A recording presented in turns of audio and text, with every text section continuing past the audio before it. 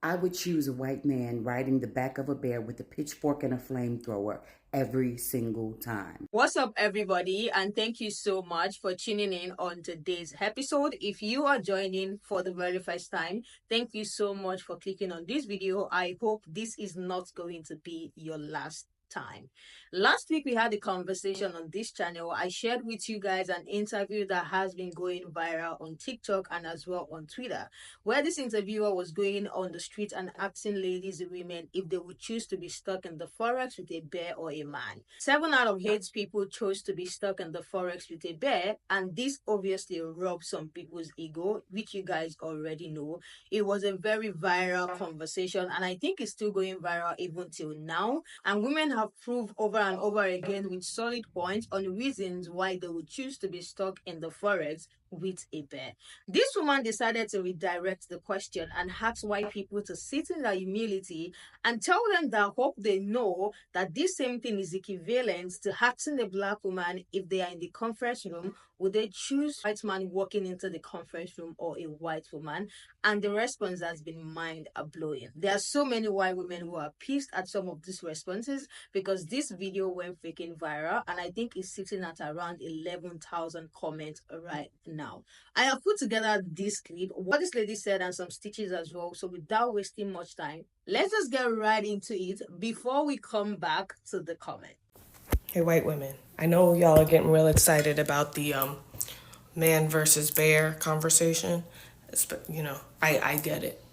But I just want us to sit in our hut of humility real quick and know that this is the same thing, same-ish thing as me asking, hey, black women, hey, you're at work and you're alone in a room. Who would you rather walk in right now? You don't know what it is, a white man or a white woman. You're in a conference room alone. You have to be with one or the other. Which one is it going to be?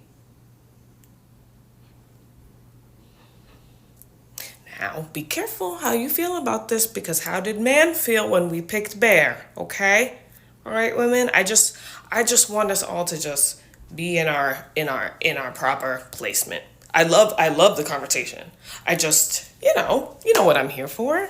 What it is, a white man or a white woman. You're in a conference room alone.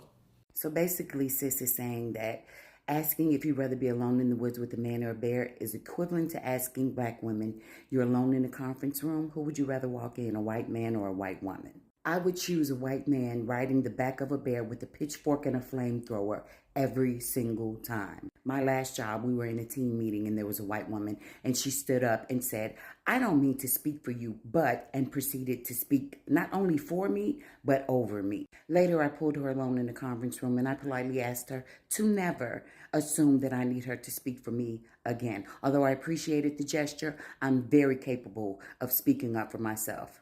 When I tell you, the white tears commenced as if someone had flipped on a switch. Yes, white men can be disrespectful and they often sexualize us, but a white woman's tears end badly every single time. You don't know what it is, a white man or a white woman. I'm not going to generalize because not everyone is the same. And I wouldn't want someone to generalize and put me in a box that I don't belong. But one of my most traumatic experiences at work happened under a white supervisor, a white woman supervisor. And I'm not saying traumatic, like I'm not exaggerating.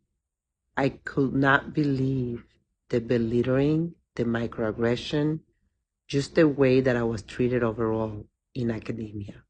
To the point that I'm trying still to fight the system, even though I don't work there anymore.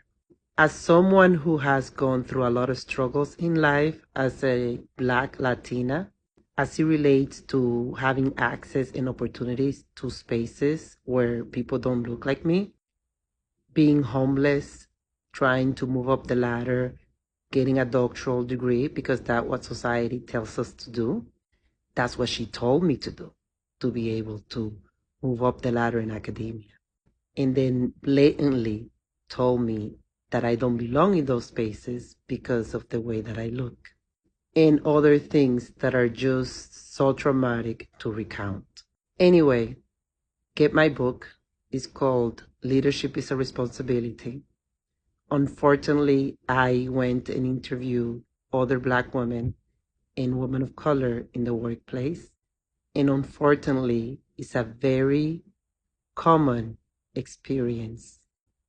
Women of color are being treated miserably in workplaces. And I wrote a book about it.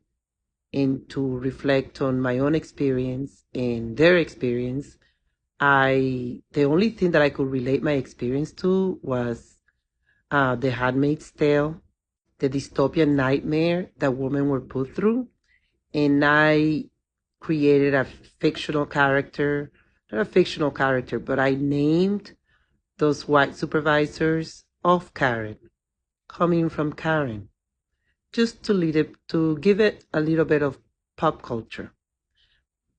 In trying to, laugh at the misfortune and I guess to cope with it, because I needed to add a little detail and make the book interesting as I was recounting all of these traumatic events that happened at work. But yeah, that was my experience. And unfortunately, the experiences of many women that I interviewed for my book called Leadership is a Responsibility.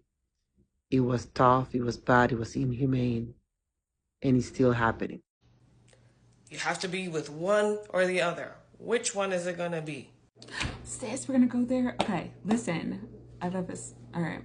Man versus bear. We know why so many people choose bear. That's fine. But Black woman goes into a conference room by herself, minding her business, but she has to choose who comes into that room with her when she's alone, a white woman or a white man. And people in her comments, this creator's comments, were so surprised to find that Black women would prefer it to be a white man. So why? Yeah, so people are saying, well, wait, I'm a white woman and I'm an ally and I'd never attack a Black woman. I would never SA a Black woman. I would never, fight a Black woman. It's not physical safety. It's not physical harm that we're concerned about. And I know that that's what white women are always concerned about for a very good reason when it comes to men. We still have concerns about our physical safety, but I'm much more concerned about racism in that situation. Yeah, because when it comes to a white man, his racism is much more blatant. It's much more obvious. When that white man comes into the conference room, if he has a problem, it's very clear in his eye contact. It's very clear in his tone, in his body language, in his lack of eye contact. I know what I'm dealing with right away. And I'm like, boom, I know who you are. With a white woman, it's much more insidious. I might not find out for years that this white woman has a problem with Black people. Now, when we're talking about man versus bear, are we saying all men? No, of course not. We're not saying that all men are worse than being mauled by a bear. Obviously not. We experience men all the time. We love men. It's fine. But I don't know if that man is going to be my best friend. I don't know if that man is a good man. I don't know if he's going to be my worst nightmare. But I do know what I'm getting into when it comes to the bear. And it's the same situation here. I do know what I'm getting into when it comes to that white man most of the time. The majority of the time. The high majority of the time. The white woman, I don't always know. Right? Because that racism can be so insidious. Right? So working in DEI, I have to deal with microaggressions all the time. And it just happens, right? But 80% of the time, I would say the perpetrator, in my experience, is a white woman, which is like, it is what it is. Everyone has committed a microaggression at some point in their life.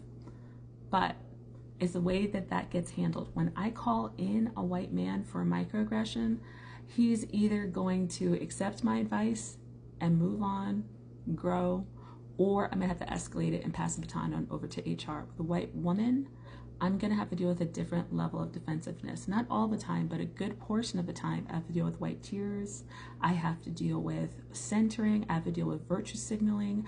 I have to deal with other things that can be very, very problematic. That's very sneaky to get me out of my role. I have had this experience. I have had so many conversations with Black women who've not only had to leave their job, get fired from their jobs for reasons they shouldn't have, but I have talked to Black women who've had to leave their industry because of the experience that they've had with white women who are racist.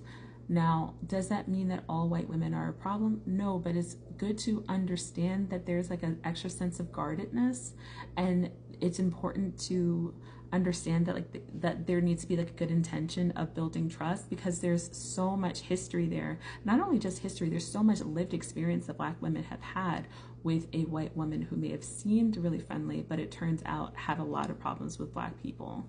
And it's an issue. So I think that when we take a look at this situation, if it's something that makes you feel really fired up, instead of being mad, ask yourself why it's that way.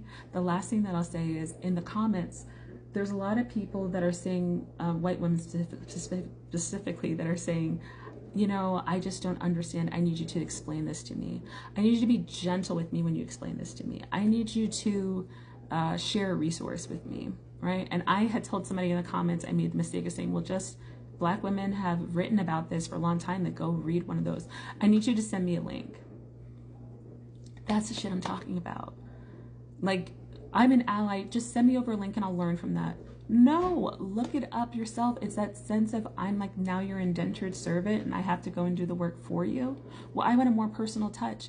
I'm not here to give you the white glove treatment through my oppression. Do you understand what I'm saying?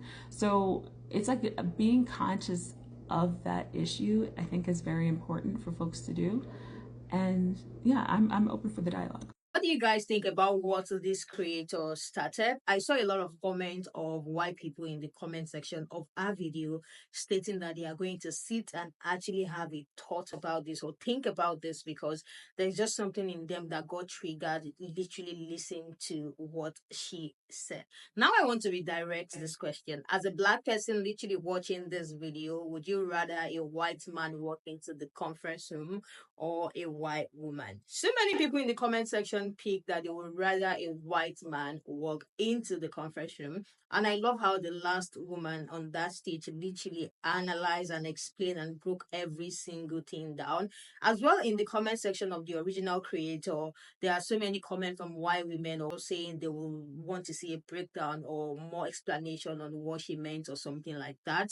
And there are some thinking they will use this time to actually learn and actually just sit and think about what she said in that video. So what do you think? Would you rather a white man or a white woman? The truth is, a lot of people already know that people are going to pick a white man, because there are so many people who are detailed their experience in workplaces as a person of color, as a Black person. It's not always nice. Like, it's not always nice when Black people talk about their experiences in workplaces. It is not always a nice thing to hear. And majority of the time when they talk about the people who give them tough time, it's always a white woman. And I think if you have read the white woman tears, and you will literally understand why these people are picking white men over picking white women. I was able to get some comments. The comments is a lot, you guys. Over 11,000 comments. Yeah, I saw some few comments of white women were literally pissed at the question. Some are even saying it's not a race situation. Why are you making it a race situation? Some are actually responding well as well. This comment said, white women are not the enemy. Slavery is the product of men. Patriarchy is the product of men. To hate another kind of victim and choose your actual oppressor over them is really pretty dumb. Another person said, as a white woman, I would love to hear the breakdown and always learn how I can be better and create a safe space. Please, your nails and sweater are. Another one said, what is wrong with this comment here? As others have said, I think this person is referring to those who are literally pissed in the comment section about what that lady said. As others have said, read white tears, brown scars, crucial read for white women. Also, just got to say, that crochet sweater is amazing. Yes, this person said this is a long one. This is so interesting. I never get triggered by blanket statements because I understand the immediate reaction of fear of white women and work to create safety. I want to be the sense of relief. The fact that you all are getting offended by a blanket statement is very telling. Sabotage the Black women for white men approval. You do it to other white women too. You uphold the hierarchy and give them power through your submission. I think this person is a white person literally just putting his or our own people, like just putting them out, like this is what you people do. Why are you just being triggered by a blanket statement? Another one here said, for everyone commenting about relevancy, the fact that the thought needs to be put into the answer to either question is exactly why it is relevant. The defensiveness drives the point home. There are so many who are literally pissed in the comment section, especially white women. Another person said, thank you for making this video. I did not understand then. I realized that's because I have had the privilege of ignorance. Definitely gonna reflect on this one. Also, fabulous sweater. The last one I have here said, the way this just cracked my brain open. Damn. Thank you. I will be in my heart of humility, having a serious think on this for a while. So while there are people who are literally pissed and say, what's the relevant? Why are you like relating this to it? Like, you are talking about men who rape and and women are not safe with, and you're comparing them to how white women treat other black people at workplaces. Like, this is not making sense and all of that. While there are people on that end, there are literally people using this opportunity to sit in their humility and think about what this woman said in that video. Let me hear what you guys think about all of this. Let's have this conversation in the comment section. Who are you picking to work in a conference room that you're stuck in? Is it a white man or a white woman? Whichever one you pick, please do us the honor and tell us why you are picking them, because it's about to be interesting and we're about to learn more in the comment section. Thank you all so much for joining, and I will see you guys in the next one.